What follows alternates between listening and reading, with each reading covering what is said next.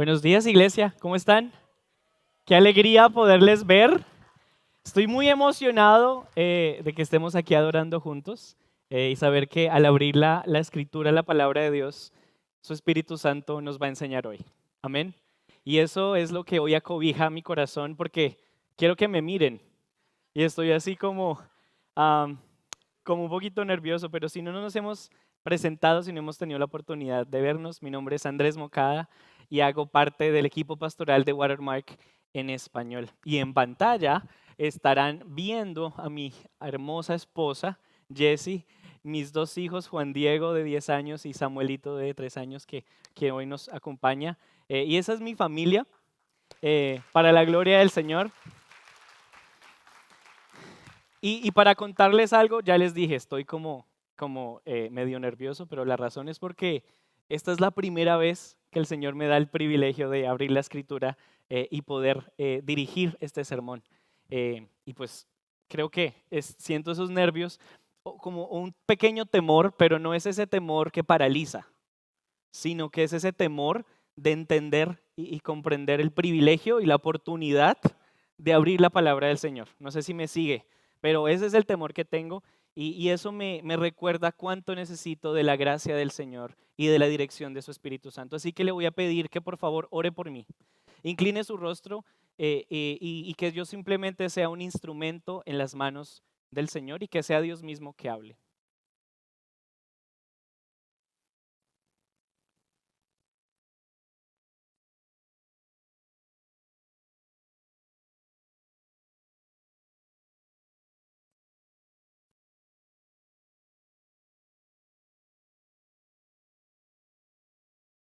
Bien.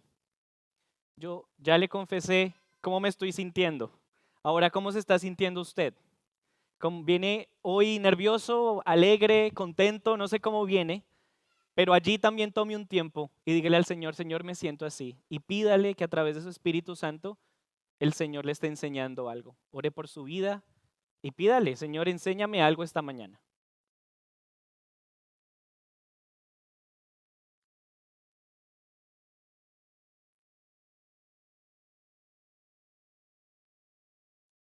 Padre, gracias por la oportunidad de estar en tu casa, Señor, de adorar juntos, Señor. Sabemos que tú te gozas en la alabanza de tu pueblo y que tú estás acá, Señor. Queremos ser conscientes de tu presencia al abrir tu palabra. Muéstranos quién eres, Señor. Revélanos tu carácter. Espíritu Santo, te pedimos como iglesia que al abrir las escrituras, Señor, nos guíes a toda verdad. Quita toda distracción mental, espiritual o emocional, Señor. Alíneanos con tu voluntad esta mañana. Ayúdanos a oír tu palabra y a ponerla en práctica. Y yo te pido, Señor, por aquellos que no han puesto la fe en ti, Señor, que entiendan el plan de salvación y cuánto les amas y tú no, cómo nos amas, Señor, hasta la cruz. Espíritu Santo, que hoy seamos motivados a mirar a la cruz, donde hay gracia y perdón de pecados. No permita, Señor, que salgamos igual que como llegamos, sino que a través de tu palabra, Señor, nuestra mente sea renovada. En el nombre de Jesús. Amén. Bien, el domingo pasado, como los otros domingos, hemos estudiado el libro de ¿qué? El libro de Hechos. Como antes lo conocía, antes yo decía Hechos de los Apóstoles, ¿no? Pero cada domingo confirmo que son sus hechos. ¿Cuántos dicen amén a eso? Son los hechos del Señor y así es como esta serie es titulada, Hechos del Espíritu Santo. Y el domingo pasado estuvimos estudiando el libro, el capítulo 13, eh, y vemos como en la iglesia de Antioquía el Espíritu Santo dice, apártenme a Saulo y a Bernabé, y los envía a su primer viaje misionero, misional. Y hay dos cosas que quiero que recordemos del mensaje anterior, es decir, de la iniciación del capítulo 13. La primera cosa que quiero que recordemos es que es en este capítulo, el capítulo 13, que de ahora en adelante Saulo de Tarso no lo denominan como Saulo de Tarso, sino que se le empieza a denominar como Pablo. Entonces, desde el versículo 9 hasta Hechos 14, 15 y lo que tenemos, lo siguiente de la escritura, no vamos a tener a Saulo de Tarso, sino ¿a quién? A Pablo. Y como dice el versículo 9, dice, entonces Saulo, que también es Pablo, lleno del Espíritu Santo, y lo vimos el domingo pasado. Quiero que recordemos quién es Saulo. Saulo de Tarso era un fariseo, un judío, pero no era un fariseo cualquiera, ¿cierto? Era un fariseo que había estudiado en la mejor universidad de la época. Había estudiado con un fariseo llamado Gamaliel. Entonces, Gamaliel tenía mucho respeto en su comunidad, por lo cual también Pablo tenía el respeto de su maestro y toda la comunidad conocía a Pablo. Entonces, vemos cómo la comunidad tal vez reconocía a Pablo y a Saulo. Pero Saulo, ahora Pablo, se había convertido al cristianismo al identificarse con Cristo. Esa es la primera cosa que quiero que recordemos. La segunda cosa que quiero que recordemos es que Pablo y Saulo llevan consigo a un ayudante, como un asistente. ¿Se acuerda el nombre? Juan Marcos. Entonces tenemos tres personajes en la historia. ¿Me sigue? Pablo, Bernabé y el asistente, el ayudante que se llamaba Juan Marcos. Entonces llegan a Pafos y allí Saulo de Tarso confronta a un judío, un falso profeta, hechicero además, llamado como Bar Jesús. Y este Bar Jesús quería impedir que el procónsul, es decir, el gobernante para la isla de Chipre en el entonces, creyera. Entonces Pablo le exhorta. Y en ese contexto vemos el versículo 12, cuando el gobernador vio lo que había sucedido, se convirtió, pues quedó asombrado de la enseñanza acerca del Señor.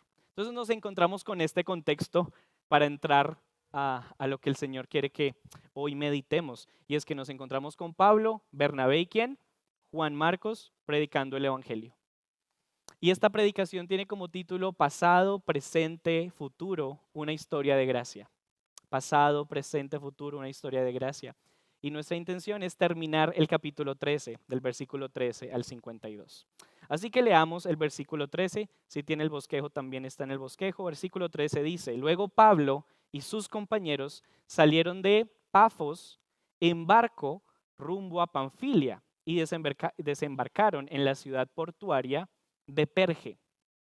Allí Juan Marcos, el ayudante, los dejó. ¿Y qué hizo? Regresó a Jerusalén. Pero Pablo y Bernabé siguieron su viaje por tierra adentro hasta Antioquía de Pisidia. Me encanta cómo el Espíritu Santo de Dios no nos deja lo bueno, nos deja lo malo, nos deja lo bonito, nos deja lo feo en la historia bíblica, ¿cierto? No nos esconde nada relevante. Y vemos que en el versículo 13, Juan Marcos los abandona y decide devolverse para Jerusalén. Y aunque la Biblia no nos dice con exactitud por qué Juan Marcos los dejó, no nos dice con exactitud por qué, pero lo que la Biblia sí registra es que el viaje se estaba poniendo un poquito más difícil. ¿Y por qué se estaba poniendo más difícil? Y antes de que sigamos leyendo, tengo una pregunta y la pregunta es, ¿cómo te gustaría ir a predicar el Evangelio? ¿En crucero o a pie? Voy a volver a repetir esta pregunta. ¿Cómo te gustaría ir a predicar el Evangelio? ¿En crucero o a pie? ¿Y por qué pregunto? Si hacemos una lectura un poco más juiciosa, vemos que los tres salen, ¿cómo salen? Salen en barco. Acordémonos que el barco era como el carro de la época. Era lo más cómodo para viajar. Salen en barco y en Perge, cuando estamos suponiendo, tal vez Juan Marcos dice, uy, no, aquí se acabó el barco. Y dice el versículo 14, pero Pablo y Bernabé siguieron su viaje ¿cómo? Tierra adentro. ¿Qué quiere decir tierra adentro? Pues caminando, ¿cierto? Entonces pasaron del barco ¿a qué? A caminar. Entonces el viaje se estaba poniendo un poquito ¿qué? Un poquito más difícil, ¿no? Y en ese contexto entonces Juan Marcos dice, no, yo me devuelvo a Jerusalén. Y esta es la primera cosa con la que yo quiero que meditemos en esta mañana. Porque tal vez Dios te está enviando a un lugar, a una persona, a una familia, a una iglesia, cualquier lugar que sea el que Dios tiene para que tú vayas y prediques del Evangelio, que prediques de Jesús. Ahora, lo que quiero contarte es que no siempre será fácil, no siempre será en barco. A veces tienes que dejar la comodidad del barco y ponerte el calzado y entrar tierra adentro. ¿Para qué? Para llevar a cabo la misión que Dios te ha dado. No siempre será fácil y no siempre será conveniente. Es más, habrá momentos en que te puedes sentir solo. Habrá momentos en que te puedes sentir solo. Interesante ver cómo en versículos atrás comienzan 3. ¿Me sigue? ¿Y ahora cuántos quedan? 2. Y si seguimos estudiando Hechos, adivine cuántos quedan. 1. ¿No le parece interesante eso? A mí personalmente me llama la atención como Pablo no le ruega a Juan Marcos que se quede. No me imagino a Pablo diciéndole a Juan Marquitos, por favor, quédese. Es que si usted no está, ¿quién toca la guitarra? ¿O quién alcanza la Biblia? ¿O quién saluda? No, Pablo no hace eso. Lo que nos dice la Biblia es que Pablo sigue con Bernabé en la misión. Y eso, mis hermanos, me recuerda que solo somos simples instrumentos en sus manos. Que Él quita y que Él pone conforme a su voluntad. Pero con el propósito de que su reino crezca. Y Él pone y quita como Él quiere, para su gloria. ¿De quién era la misión? ¿Será que la misión era de Pablo o de Bernabé? No. ¿De quién era la misión? Era de Dios. Así que el Espíritu Santo obra a través de su obediencia. Veamos cómo Dios nos recuerda esta verdad, que no debe ser desmotivante, sino al contrario, liberadora. Nos dice 1 Corintios capítulo 3 del 6 al 7. Pablo dice, yo planté la semilla en sus corazones y Apolos la regó, pero fue Dios quien la hizo crecer. No importa quién plante o quién riega. Lo importante es que Dios hace crecer la semilla. Confiemos en lo que Él está haciendo, porque Él va a dar el crecimiento. No eres tú, no es el ayudante, es Él mismo. Él nos equipa. Y cuando tengamos que dejar la comodidad del barco y irnos a pie, Él estará con nosotros. Es más, cuando nos sintamos solos y nuestros amigos se vayan, Él prometió nunca dejarnos ni nunca abandonarnos. Ese es Cristo Jesús. Así que, ¿cómo le gustaría a usted ir a predicar el Evangelio? ¿En crucero o a pie? Este hecho de que Juan Marcos los dejara y se fuera a Jerusalén pareciera un detalle menor. Pareciera un detalle que uno puede saltar, pero no lo es. Vamos a ver cómo capítulos más adelante tiene que ver mucho con lo que sigue en la historia de Hechos. Así que no se pierda lo que sigue, que esto se va a poner bueno. Vamos al versículo 14 al 16. Entonces ya nos queda solamente Pablo y Bernabé y dice, el día de descanso fueron a las reuniones de la sinagoga. Después de las lecturas acostumbradas de los libros de Moisés y de los profetas, los que estaban a cargo del servicio les mandaron el siguiente mensaje. Hermanos, si tienen alguna palabra de aliento para el pueblo, pasen a decirla. Y antes que continuemos la lectura, me gustaría preguntarles algo o hacerles una pregunta que desencadenó otra serie de preguntas mientras preparaba el sermón. Y la pregunta es, ¿qué propósito tendrá la memoria en el ser humano? ¿Nunca se ha hecho esa pregunta? ¿Qué propósito tendrá la habilidad de recordar algo para el ser humano? ¿Sí se entiende la pregunta? ¿Qué función tendrá la memoria? Y bueno, mientras me lo preguntaba, recordé que biológicamente pues la memoria tiene muchas funciones. Entre esas la supervivencia, el aprendizaje, las relaciones personales. Imagínense que yo no sepa quién es la hermana Mina. Pues no me puedo relacionar, ¿cierto? Entonces la memoria biológicamente tiene una función. Ahora, en el plano espiritual, ¿será que la memoria tiene una función?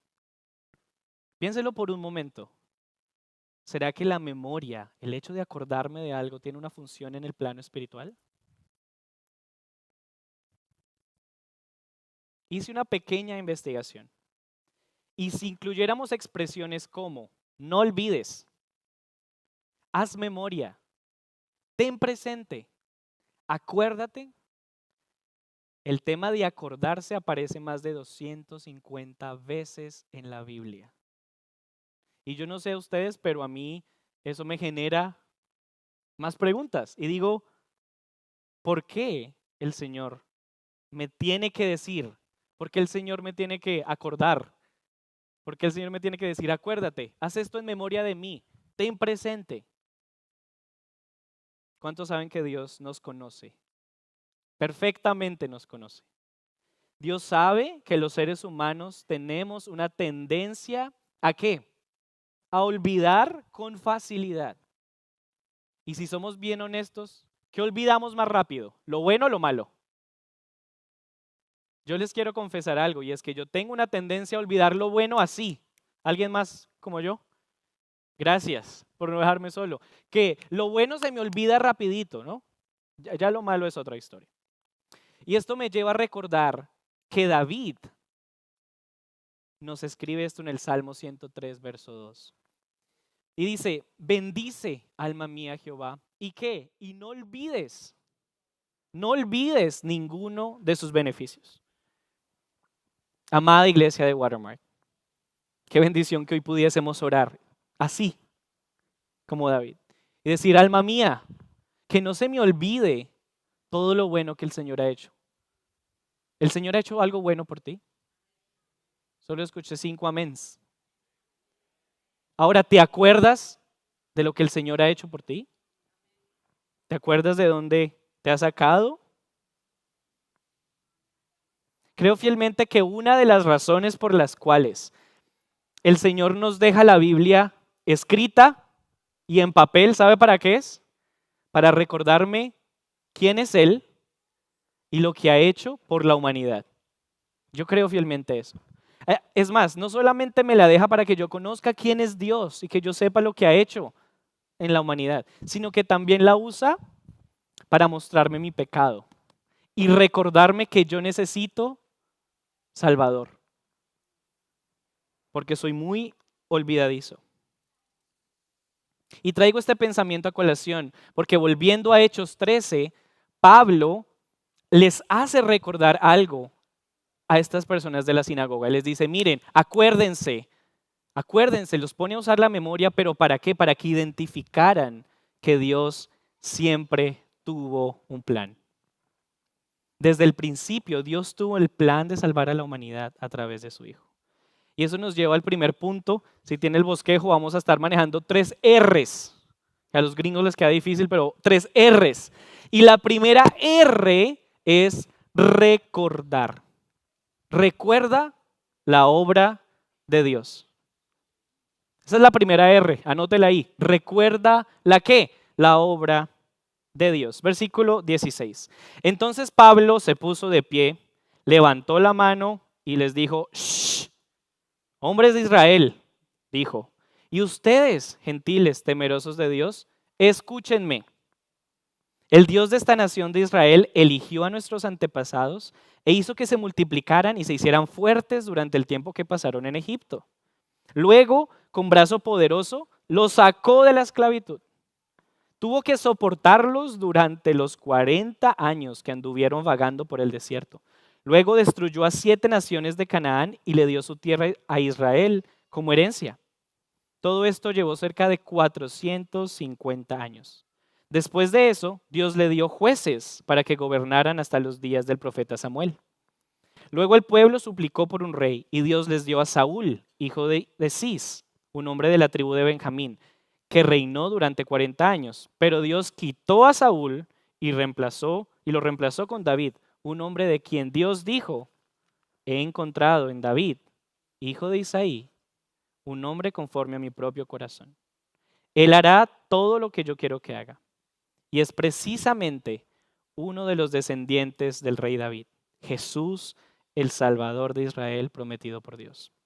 Y la pregunta para ti, mi hermano que me estás escuchando es, ¿de qué Egipto te ha sacado Dios? ¿De qué Egipto? ¿Cuál es tu historia? Hoy, ¿cuál es tu historia para recordar? ¿Cómo te ha sustentado Dios? ¿Cómo te ha sacado de esclavitud? ¿Cómo te ha soportado el Señor por 30, 40, 50, 60 años? ¿Cómo lo ha hecho? ¿Qué naciones ha destruido para que hoy puedas ver el cumplimiento de andar en tierra prometida? Ahora, ¿lo recuerdas? Porque esa es la primera R, recuerda la obra de Dios. Trae a la memoria y date cuenta que Dios ya estaba obrando mucho antes de que tú lo notaras. Dios ya estaba obrando mucho antes de que tú te dieras cuenta. Así que recuerda la obra de Dios desde tu nacimiento. Piensa las experiencias, de dónde naciste, la familia, las cosas buenas, las cosas malas.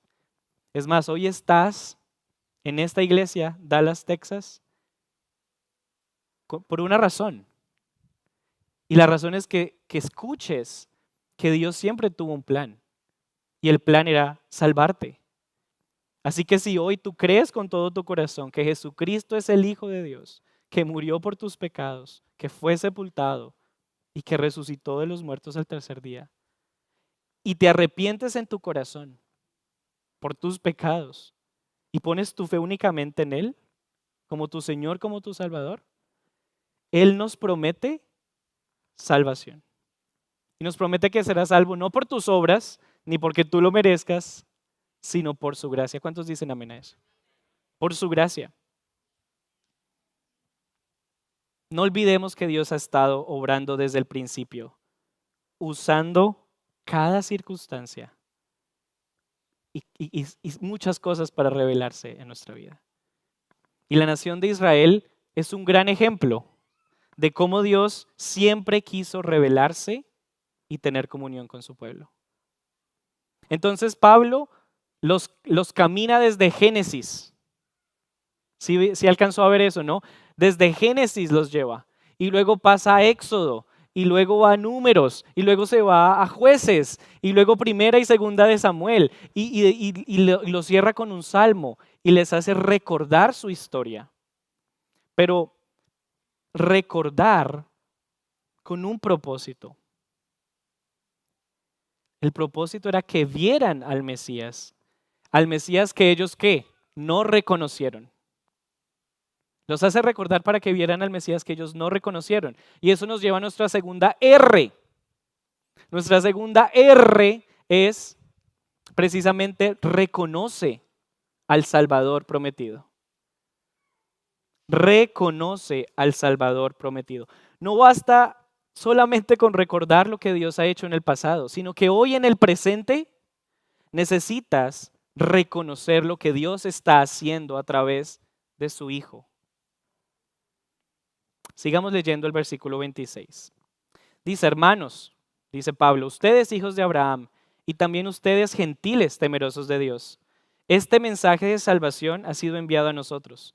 La gente de Jerusalén y sus líderes no reconocieron a Jesús como la persona de quienes hablaron los profetas. En cambio, lo condenaron y al hacerlo cumplieron las palabras de los profetas que se leen todos los días de descanso. No encontraron ninguna razón para ejecutarlo, pero de cualquier forma le pidieron a Pilato que lo matara. Una vez que llevaron a cabo todo lo que las profecías decían acerca de él, lo bajaron de la cruz, lo pusieron en una tumba. Pero Dios lo levantó de los muertos y durante varios días se apareció a los que habían ido con él de Galilea a Jerusalén. Actualmente ellos son sus testigos al pueblo de Israel. Y ahora nosotros estamos aquí para traerles la buena noticia. La promesa fue dirigida a nuestros antepasados y ahora Dios nos la cumplió a nosotros, los descendientes, al resucitar a Jesús. Esto es lo que el segundo salmo dice sobre Jesús. Tú eres mi hijo, hoy he llegado a ser tu padre. Mis hermanos, es muy fácil tal vez recordar versos, recordar la historia bíblica en cierta manera, pero en medio de que sabemos Biblia y no sabemos versículos, historias bíblicas, es fácil también perdernos al Salvador de quienes ellas hablan. Y estos estudiosos de la ley, a quienes iba este mensaje, habían estudiado la escritura, la habían memorizado, aprendido perfectamente. Que cuando llegó el momento de reconocer al Mesías, al Salvador que tanto habían esperado, no lo reconocieron. Así que primero recuerda la obra de Dios, pero segundo, reconoce al Salvador de tu historia, y ese es Jesús. Porque hoy nos puede pasar como al pueblo de Israel. Hoy podemos pretender que la fe cristiana se basa únicamente en recordar un evento histórico, recordar y perdernos y no encontrarnos con el Salvador que venció la muerte y que hoy está a la diestra del Padre y que quiere tener una relación contigo a través de su Espíritu Santo. Mis hermanos, el Evangelio no es solo una historia para recordar, sino que también es una verdad que exige que tú reconozcas. Acuérdese la pregunta que le hice de la memoria. Y vamos a Santiago capítulo 1, del 23 al 24, teniendo en cuenta lo de la memoria. Dice, pues si escuchas la palabra, pero no la obedeces, sería como ver tu cara en un espejo. Te ves a ti mismo, luego te alejas y ¿qué pasa? Y te olvidas cómo eres. Y ya vamos a llegar a la tercera R. Vamos al verso 26.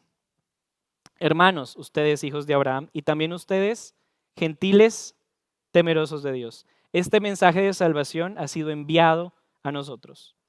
¿Cuántos mensajes? Un solo mensaje. Un solo mensaje. Ahora, en este solo mensaje, Pablo tenía dos audiencias. ¿Sí lo nota? Tenía dos públicos, dos audiencias. En la primera audiencia tenemos a los judíos, ¿cierto? Los que estudiaban la Torá, el Pentateuco, los profetas. Pero por el otro lado tenemos a quienes, a los gentiles. Entonces, digámoslo, este sermón va para esas dos audiencias. Y hoy, mis hermanos, no es nada diferente. Este sigue siendo el mensaje que predicamos en Watermark. Es el mismo mensaje de Jesucristo muerto por nuestros pecados y resucitado al tercer día. Ese sigue siendo el mensaje, un mensaje. Pero además, también pareciera que somos la misma audiencia. No sé si me sigue, pero pareciera que fuésemos la misma audiencia. Por un lado, los religiosos. Y por el otro, los gentiles. Y esto nos lleva a nuestra tercera R, porque aunque fue un mismo mensaje, hubo dos respuestas. Y en la tercera R es responde al Evangelio. Responde al Evangelio. Y vamos a ver cómo hubo dos respuestas. Vamos a verso 42. Cuando Pablo y Bernabé salieron de la sinagoga ese día, la gente les suplicó que volvieran a hablar sobre esas cosas la siguiente semana. Muchos judíos y devotos convertidos al judaísmo siguieron a Pablo y a Bernabé y ambos hombres los exhortaban a que continuaran confiando en la gracia de Dios. Y es lo mismo que hoy predicamos. Sigamos confiando en la gracia de Dios. A la semana siguiente, casi toda la ciudad fue a oírlos a predicar la palabra del Señor. ¿Se imagina el parking? Toda la ciudad ahí.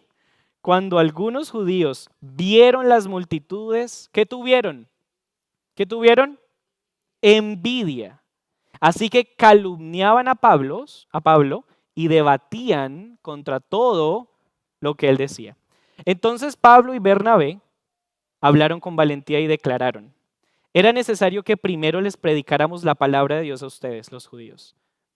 Pero ya que ustedes la han rechazado y se consideran indignos de la vida eterna, se la ofrecemos a los gentiles, pues el Señor nos dio este mandato cuando dijo: yo te he hecho luz para los gentiles, al fin de llevar salvación a los rincones más lejanos de la tierra. Cuando los gentiles oyeron esto, ¿qué pasó? Se alegraron y le dieron las gracias al Señor por su mensaje, y todos los que fueron elegidos para la vida eterna se convirtieron en creyentes. Mi pregunta es, ¿cómo vas a responder hoy al Evangelio? ¿Cómo vas a responder hoy al Evangelio? Porque pudieses responder a la manera religiosa, como estos judíos. ¿Y cómo es a la manera religiosa? ¿Con envidia? ¿Con debates? ¿Con sátiras? ¿Con calumnias? ¿O quieres responder como los gentiles? ¿Y cómo respondió el gentil? Con gozo en su corazón, alegres, Estaban agradecidos de qué? Del mensaje de Dios en la boca de Pablo. ¿Tú cómo vas a responder hoy? Vamos a terminar.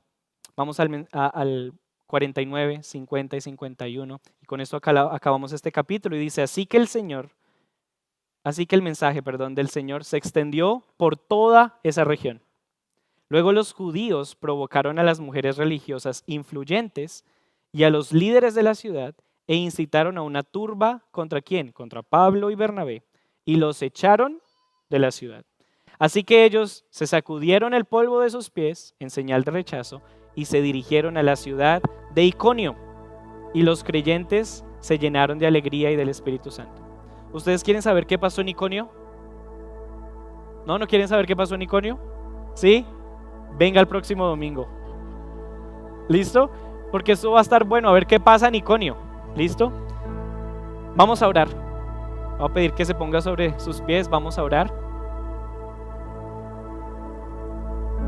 Y si tú llegaste aquí esta mañana y aún no conoces del Salvador, no conoces del Señor Jesús, si nunca te has arrepentido de tu pecado, no has puesto tu fe, yo quiero decirte que hoy puedes hacerlo, ahora mismo.